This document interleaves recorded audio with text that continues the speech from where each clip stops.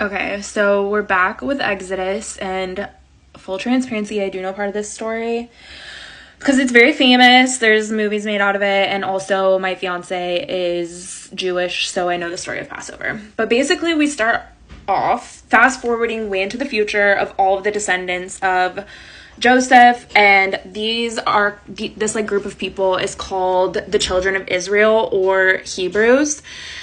And they're basically just like inherently better than everybody else, and they're stronger, they're smarter, and the Pharaoh is like a bitter, jealous hag about it, and he's like, okay, well, you guys are all gonna be my slaves, first of all, but second of all, to kind of put a stop to this, like, I'm just gonna kill all of the sons of any Hebrew that has a baby, which, girls only, kind of a vibe.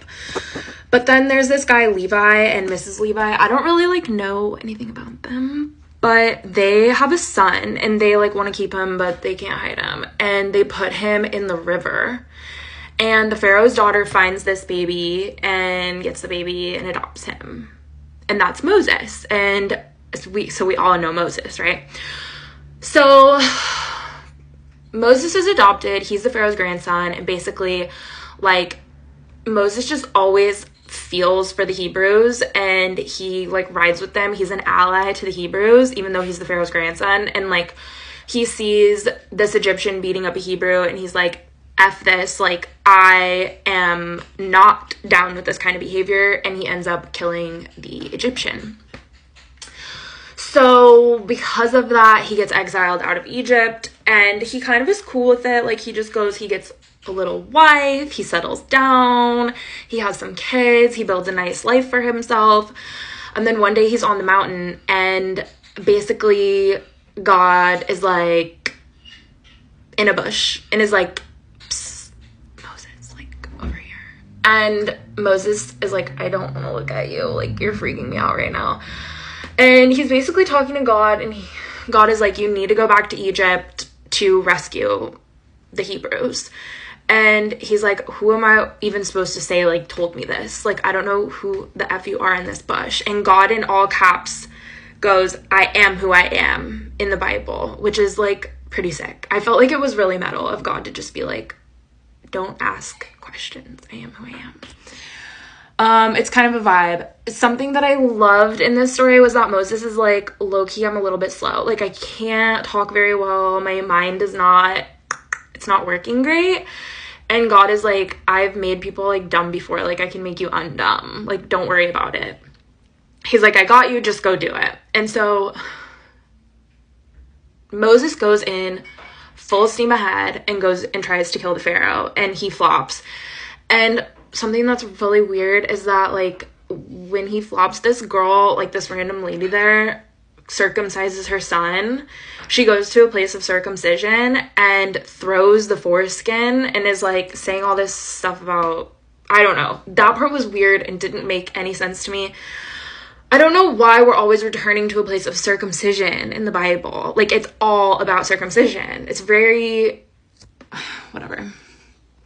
So so then Moses goes back to God. He's like, WTF, God, why did you let me fumble that? And God is like, listen, just go back, get the Hebrews, and say, like, we want to go.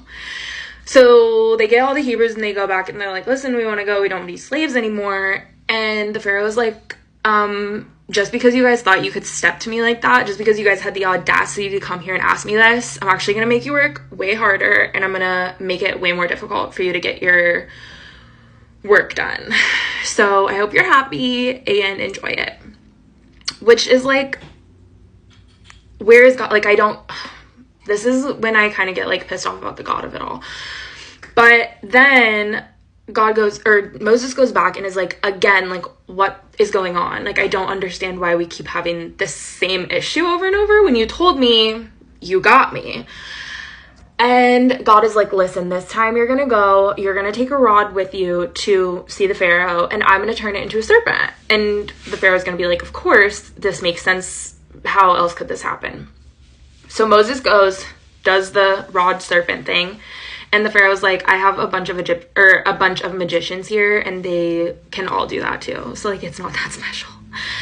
And again, Moses is like, I look like an idiot. Like, I'm so embarrassed. I look like a fool. And God is like, okay, bet. I'm just gonna turn all of the water into blood now. Like, he escalated it so fast. And it's like, couldn't you have just... I just feel like there were other routes here than, like, water is blood. But he does that, and it's, like, super stinky in Egypt, and, like, all the sea life are dying, and it's very bizarre. So, the Pharaoh's still, like, not down even with all the water being blood. He's like, I still want my Hebrews as slaves. And God just keeps, like, taking it up a notch. Like, then he does an infestation with frogs, and it doesn't work. And then he does an infestation with lice, and that doesn't work. And then he does an infestation with flies, and that doesn't work. So then he kills all the livestock, and then he gives everybody boils on their hands, and then he makes it hail, and then he makes it really dark, and it's just like...